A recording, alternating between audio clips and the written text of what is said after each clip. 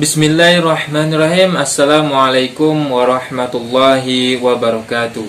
Perkenalkan, nama saya Tarmizi Syawali. Saya berasal dari Sumatera Barat. Baik, di sini saya dari kelompok 8 akan menjelaskan tentang Pancasila sebagai sistem filsafat. Yang pertama yaitu pengertian filsafat dan filsafat Pancasila. Pengertian filsafat.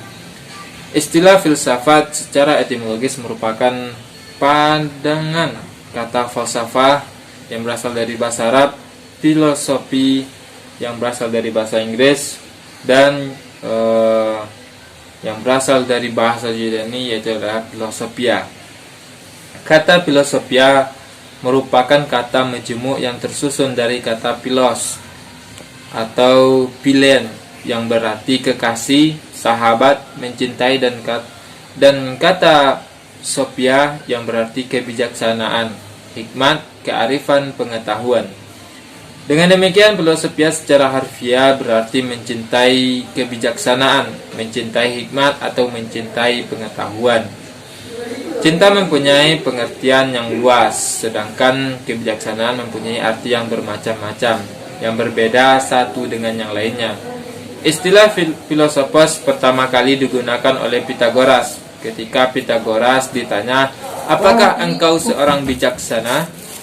Ketika dengan rendah hati Pitagoras menjawab, saya hanyalah filosofos, yang artinya mencintai pengetahuan. Pancasila dapat digolongkan sebagai filsafat dalam arti produk, sebagai pandangan hidup, dan dalam arti praktis. Ini berarti filsafat Pancasila mempunyai fungsi dan peranan sebagai pedoman dan pegangan dalam sikap, tingkah laku, dan perbuatan dalam kehidupan sehari-hari dalam bermasyarakat, berbangsa, bernegara bagi Indonesia. Baiklah, selanjutnya yaitu yang kedua, yaitu adalah pengertian filsafat Pancasila. Pancasila sebagai filsafat mengandung pandangan, nilai, dan pemikiran yang dapat menjadi substansi dan isi pembentukan ideologi Pancasila.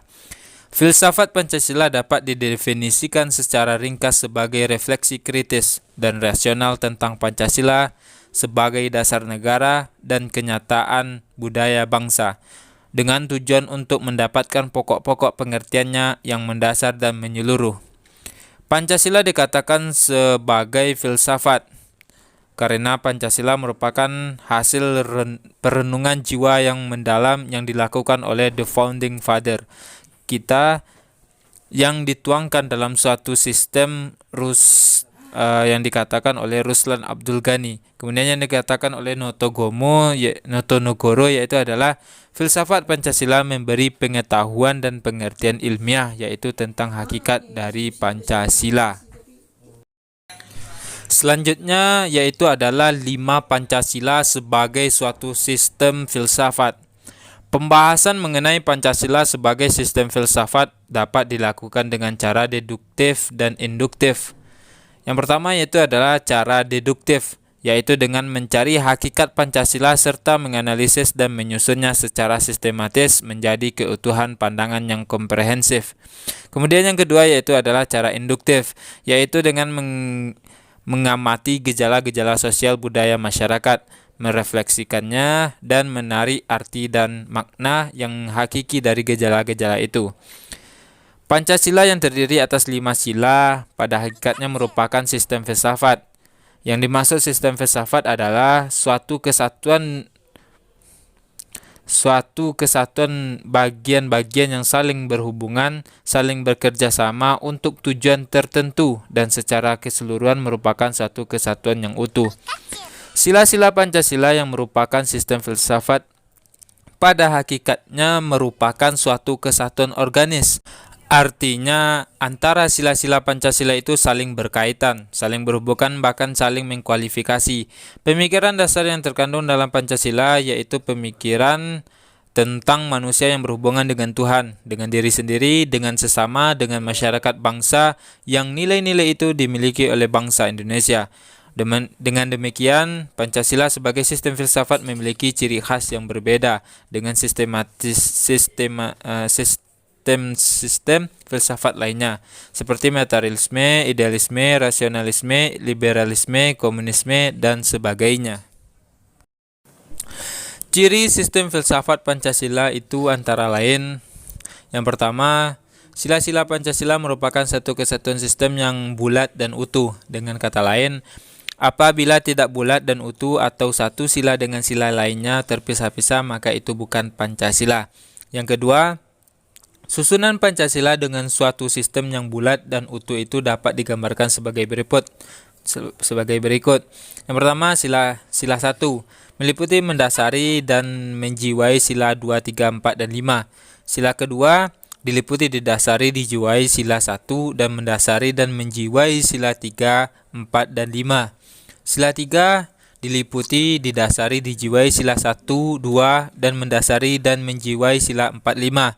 Sila 4 diliputi didasari dijiwai sila 1, 2, 3, dan mendasari dan menjiwai sila kelima.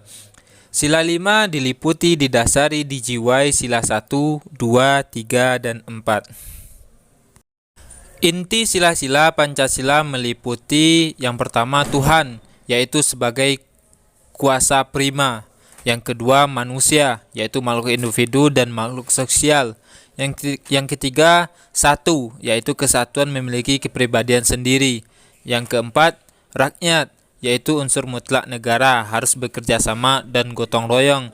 Yang kelima adil, yaitu memberi keadilan kepada diri sendiri dan orang lain yang menjadi haknya. Membahas Pancasila sebagai sistem filsafat berarti mengungkapkan konsep-konsep kebenaran Pancasila yang bukan saja ditujukan pada bangsa Indonesia, melainkan juga bagi manusia pada umumnya. Wawasan filsafat meliputi bidang atau aspek penyelidikan ontologi, epistemologi, dan aksiologi. Ketiga bidang tersebut dapat dianggap mencakup kesemestaan. Selanjutnya yaitu yang bagian B, kajian Pancasila sebagai sistem filsafat. Yang pertama yaitu adalah Pancasila sebagai sistem filsafat. Filsafat Pancasila sebagai genetivus, objektivus, dan genetivus subjektivus. Pancasila sebagai genetivus objektivus artinya nilai-nilai Pancasila dijadikan sebagai objek yang dicari landasan filosofinya berdasarkan sistematis dan cabang-cabang filsafat yang berkembang di barat. Pancasila sebagai genetivus subjektivus artinya nilai-nilai Pancasila dipergunakan untuk mengkritisi berbagai aliran filsafat yang berkembang, baik untuk menemukan hal-hal yang sesuai dengan nilai-nilai Pancasila maupun untuk melihat nilai-nilai yang tidak sesuai dengan nilai-nilai Pancasila. Selain itu, nilai-nilai Pancasila tidak hanya dipakai dasar bagi pembuatan peraturan perundang-undangan, tetapi juga nilai-nilai Pancasila harus mampu menjadi orientasi pelaksanaan sistem politik dan dasar bagi pembangunan nasional. Sastra Prateja mengatakan bahwa Pancasila adalah dasar politik, yaitu prinsip-prinsip dasar dalam kehidupan bernegara, berbangsa, dan bermasyarakat. Surojono mengatakan bahwa menyadari situasi kehidupan yang sedang dihadapinya. Kemudian yang kedua yaitu adalah landasan ontologis filsafat Pancasila. Ontologi menurut Aristoteles adalah ilmu yang menyelidiki hakikat suatu atau tentang ada, keberadaan atau eksistensi, dan disamakan artinya dengan metafisika. Masalah ontologis antara lain, apakah hakikat suatu itu? Apakah realitas yang ada tampak ini suatu realitas sebagai wujudnya, yaitu benda? Apakah ada suatu rahasia di balik realitas itu, sebagaimana yang tampak pada makhluk hidup? Dan seterusnya. Bidang ontologi menyelidiki tentang makna yang ada, eksistensi dan keberadaan manusia, benda, alam semesta atau kosmologi metafisika. Secara ontologis, penyelidikan Pancasila sebagai filsafat dimaksud sebagai upaya untuk mengetahui hakikat dasar dari sila-sila Pancasila. Pancasila yang terdiri atas 5 sila, setiap sila bukanlah merupakan asas yang berdiri sendiri, melainkan memiliki suatu kesatuan dasar ontologis. Dasar ontologis Pancasila pada hakikatnya adalah manusia yang memiliki hakikat mutlak, yaitu monopluralis atau monodualis. Karena itu juga disebut sebagai dasar ontologis. Subjek pendukung pokok dari sila-sila Pancasila adalah manusia. Hal tersebut dapat dijelaskan bahwa yang berketuhanan yang Maha Esa, yang berkemanusiaan, yang adil dan beradab, yang berpersatuan, yang berkerakyatan, yang dipimpin oleh hikmah kebijaksanaan dalam permusyawaratan atau perwakilan, serta yang berkeadilan sosial pada hakikatnya adalah manusia. Sedangkan manusia sebagai pendukung pokok-pokok sila-sila Pancasila secara ontologis memiliki hal-hal yang mutlak, yaitu terdiri atas susunan kodrat, raga dan jiwa, jasmani dan rohani. Sifat kodrat manusia adalah sebagai makhluk individu dan makhluk sosial, serta sebagai makhluk pribadi dan makhluk Tuhan yang Maha Esa. Maka secara hierarkis, sila pertama mendasari dan menjiwai sila-sila Pancasila lainnya. Dilihat Notonegoro 1975-53. Kemudian hubungan kesesuaian antara negara dan landasan sila-sila Pancasila adalah berupa hubungan sebab akibat. Negara sebagai pendukung hubungan, sedangkan Tuhan, manusia, satu rakyat dan adil sebagai pokok pangkal hubungan. Landasan sila-sila Pancasila yaitu Tuhan, manusia, satu, rakyat, dan adil adalah sebagai sebab dan negara adalah sebagai akibat. Kemudian yang ketiga yaitu adalah landasan epistemologis Pancasila. Epistemologis adalah cabang filsafat yang menyelidiki asal, syarat, susunan, metode, dan validitas ilmu pengetahuan. Epistemologi meneliti sumber pengetahuan, proses dan syarat terjadinya pengetahuan, batas dan validasi ilmu pengetahuan. Epistemologis adalah ilmu tentang ilmu atau teori terjadinya ilmu atau science of science.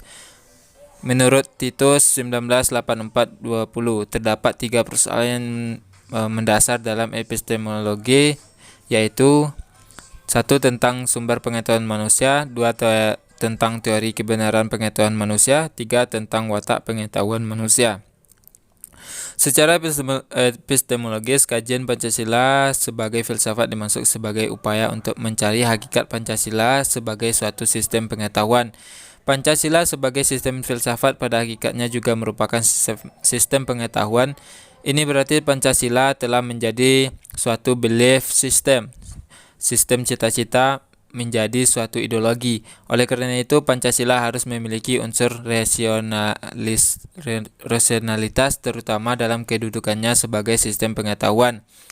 Dasar-dasar epistemologis Pancasila pada hakikatnya tidak dapat dipisahkan dengan dasar ontologisnya. Maka, dasar epistemologis Pancasila sangat berkaitan erat dengan konsep dasarnya tentang hakikat manusia. Pancasila sebagai suatu obyek pengetahuan pada hakikatnya meliputi masalah sumber pengetahuan dan susunan pengetahuan Pancasila. Tentang sumber pengetahuan Pancasila sebagaimana telah dipahami bersama adalah nilai-nilai yang ada pada bangsa Indonesia sendiri. Nilai-nilai tersebut merupakan kausa materialis Pancasila. Tentang susunan Pancasila sebagai suatu sistem pengetahuan, maka Pancasila memiliki susunan yang bersifat formalogis, baik dalam arti susunan sila-sila Pancasila maupun isi arti dari sila-sila Pancasila itu. Susunan kesatuan sila-sila Pancasila adalah bersifat hierarkis dan berbentuk piramida. Sifat hierarkis dan bentuk piramida itu nampak dalam susunan Pancasila, di mana sila pertama Pancasila mendasari dan menjiwai keempat sila lainnya. Sila kedua didasari sila pertama dan mendasari serta menjiwai sila ketiga, keempat dan kelima. Sila ketiga didasari dan dijiwai sila pertama dan kedua serta mendasari dan dijiwai sila keempat dan kelima. Sila keempat didasari dan dijiwai sila pertama, kedua dan ketiga serta mendasari dan menjiwai sila kelima. Sila kelima didasari dan dijiwai sila pertama, kedua, ketiga dan keempat. Dengan demikian, susunan Pancasila memiliki sistem logis baik yang menyangkut kualitas maupun kuantitasnya. Susunan isi arti Pancasila meliputi 3 hal, yaitu 1. Isi arti Pancasila yang umum universal, yaitu hakikat sila-sila Pancasila yang merupakan intisari Pancasila sehingga merupakan pangkal tolak dalam pelaksanaan dalam bidang kenegaraan dan tertib hukum Indonesia serta dalam realisasi praktis dalam berbagai bidang kehidupan konkret. Kedua, isi arti Pancasila yang umum kolektif, yaitu isi arti Pancasila sebagai pedoman kolektif negara dan bangsa Indonesia, terutama dalam tertib hukum Indonesia. Ketiga, isi arti Pancasila yang bersifat khusus dan konkret, yaitu isi arti Pancasila dalam realisasi praktis dalam berbagai bidang kehidupan sehingga memiliki sistem khusus, konkret, serta dinamis. Lihat di Noto Nagoro 1975 36-40. Menurut Pancasila, hakikat manusia adalah monoplurilaris, yaitu hakikat manusia yang memiliki unsur pokok susunan kodrat yang terdiri atas raga dan jiwa. Hakikat raga manusia memiliki unsur fisis anorganis, vegetatif, dan animal. Hakikat jiwa memiliki unsur akal, rasa, kehendak yang merupakan potensi sebagai sumber daya cipta manusia yang melahirkan pengetahuan yang benar berdasarkan pemikiran memori reseptif, kritis, dan kreatif. Selain itu, potensi atau daya tersebut mampu meresapkan pengetahuan dan mentransformasikan pengetahuan dalam demonstrasi, imajinasi, asumsi, analogi, referensi, intuisi, inspirasi, dan ilham. Dasar-dasar rasional logis Pancasila menyangkut kualitas maupun kuantitasnya, juga menyangkut isi arti Pancasila tersebut. Sila ketuhanan yang Maha Esa memberikan landasan yang kebenaran pengetahuan manusia yang bersumber pada intuisi. Manusia pada hakikatnya kedudukan dan kodratnya adalah sebagai makhluk Tuhan yang Maha Esa. Maka sesuai dengan sila pertama Pancasila, epistemologis Pancasila juga mengikuti kebenaran wahyu yang bersifat mutlak. Hal ini sebagai tingkat kebenaran yang tertinggi. Dengan demikian, kebenaran dan pengetahuan manusia merupakan suatu sintesa yang harmonis antara potensi-potensi kejiwaan manusia, yaitu akal, rasa, dan kehendak manusia untuk mendapatkan kebenaran yang tertinggi. Selanjutnya, dalam sila ketiga, keempat, dan kelima, maka epistemologis Pancasila mengakui kebenaran konsensus terutama dalam kaitannya dengan hakikat sifat kodrat manusia sebagai makhluk hidup dan makhluk sosial. Sebagai suatu paham epistemologis, maka Pancasila mendasarkan pada pandangannya bahwa ilmu pengetahuan pada hakikatnya tidak bebas nilai karena harus diletakkan pada kerangka moralitas kodrat manusia serta moralitas religius dalam upaya untuk mendapatkan suatu tingkatan pengetahuan yang mutlak dalam hidup manusia. Kemudian yang keempat yaitu adalah landasan aksiologis Pancasila. Sila-sila Pancasila sebagai suatu sistem filsafat memiliki suatu kesatuan dasar aksiologis, yaitu nilai-nilai yang terkandung dalam Pancasila pada hakikatnya juga merupakan suatu kesatuan. Aksiologi Pancasila mengandung arti bahwa kita membahas tentang filsafat nilai Pancasila. Istilah aksiologi berasal dari kata Yunani axios yang artinya nilai, manfaat, dan logos yang artinya pikiran, ilmu, atau teori. Aksiologi adalah teori nilai, yaitu sesuai yang diinginkan, disukai, atau yang baik. Bidang yang diselidiki adalah hakikat nilai, kriteria nilai, dan kedudukan metafisika suatu nilai. Nilai atau value dalam Inggris berasal dari kata Latin valore, yang artinya kuat, baik, berharga. Dalam kajian filsafat merujuk pada suatu yang sifatnya abstrak yang dapat diartikan sebagai keberhargaan atau worth atau kebaikan atau goodness. Nilai ini suatu yang berguna. Nilai juga mengandung harapan akan suatu yang diinginkan. Nilai adalah suatu kemampuan yang dipercayai yang ada pada suatu benda untuk memuaskan manusia atau dictionary of sociology and related science. Nilai itu suatu sifat atau kualitas yang melekat pada suatu objek. Ada berbagai macam teori tentang nilai. Max Keller mengemukakan bahwa nilai ada tingkatannya dan dapat dikelompokkan menjadi 4 tingkatan, yaitu nilai-nilai kenikmatan. Dalam tingkat ini terdapat nilai yang mengenakan dan nilai yang tidak mengenakan. yang menyebabkan orang senang atau menderita. Yang kedua, nilai-nilai kehidupan. Dalam tingkat ini terdapat nilai-nilai yang penting dalam kehidupan, seperti kesejahteraan, keadilan, kesengsaraan. Ketiga yaitu nilai-nilai kejiwaan. Dalam tingkat ini terdapat nilai-nilai kejiwaan atau GSTG WERT yang sama sekali tidak tergantung dari keadaan jasmani maupun lingkungan. Nilai-nilai semacam ini misalnya keindahan, kebenaran, dan pengetahuan murni yang dicapai dalam filsafat. Keempat, nilai-nilai kerohanian. Dalam tingkat ini terdapat moralitas nilai yang suci dan tidak suci. Nilai semacam ini terutama terdiri dari nilai-nilai pribadi.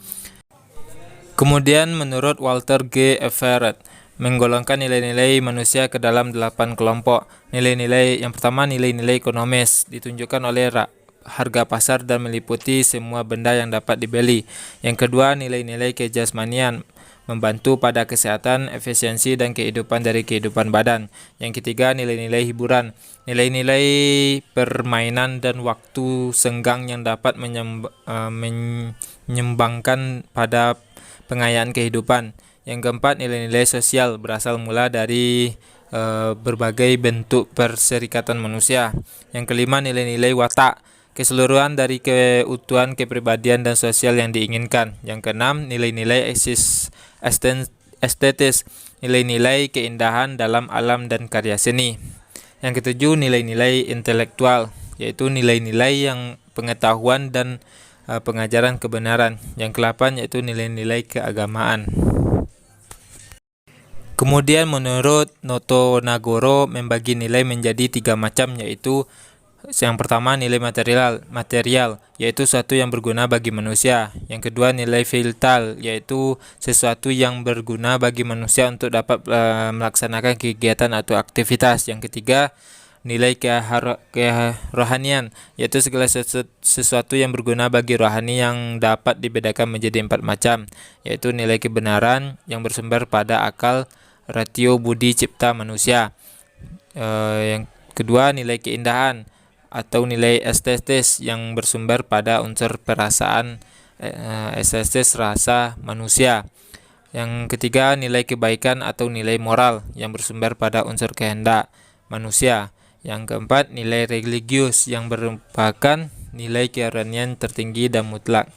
Nilai religius ini bersumber kepada kepercayaan atau keyakinan manusia. Dan selanjutnya itu adalah dalam filsafat Pancasila disebutkan ada 3 tingkatan nilai, yaitu nilai dasar, nilai instrumental, dan nilai praktis. Nilai dasar adalah asas-asas yang kita terima sebagai dalil yang bersifat mutlak, sebagai sesuatu yang benar atau tidak perlu dipertanyakan lagi. Nilai-nilai dasar dari Pancasila adalah nilai ketuhanan, nilai kemanusiaan, nilai persatuan, nilai kerakyatan, dan nilai keadilan. Kemudian nilai instrumental adalah nilai yang berbentuk normal sosial dan norma hukum yang selanjutnya akan terkristalisasi dalam peraturan dan mekanisme lembaga-lembaga negara. Yang ketiga yaitu nilai praktis. Praksis adalah nilai yang sesungguhnya kita laksanakan dalam kenyataan. Nilai ini merupakan batu ujian apakah nilai dasar dan nilai instrumental itu benar-benar hidup dalam masyarakat. Nilai-nilai dalam Pancasila termasuk nilai etika atau nilai moral merupakan nilai dasar yang mendasari nilai instrumental dan selanjutnya mendasari semua aktivitas kehidupan masyarakat, berbangsa dan bernegara. Secara aksiologis, bangsa Indonesia merupakan pendukung nilai-nilai Pancasila atau subscribe of value Pancasila, yaitu bangsa yang berketuhanan, yang berkemanusiaan, yang berpersatuan, yang berkerakyatan, dan berkeadilan sosial. Pengakuan, penerimaan, dan penghargaan atas nilai-nilai Pancasila ini itu tampak dalam sikap, tingkah laku, dan perbuatan bangsa Indonesia sehingga mencerminkan sifat khas sebagai manusia Indonesia. Jadi dapat kita simpulkan bahwa filsafat ialah alam berpikir atau alam pikiran. Berfilsafat berarti berpikir secara mendalam dan berpikir secara sampai ke akar-akarnya dengan sungguh-sungguh dan tegangan hakikat sesuatu. Pancasila sebagai sistem filsafat yaitu suatu konsep tentang dasar negara yang terdiri dari 5 sila sebagai unsur yang mempunyai fungsi masing-masing dan satu tujuan yang sama untuk mengatur dan menyelenggarakan kehidupan bernegara di Indonesia. Susunan kesatuan sila-sila Pancasila yang bersifat organis yaitu unsur hakikat manusia. Pancasila sebagai suatu sistem filsafat berperan sebagai pedoman masyarakat dalam bertingkah laku. Mungkin itulah yang dapat saya sampaikan, terlebih dan terkurang saya mohon maaf. Assalamualaikum warahmatullahi wabarakatuh.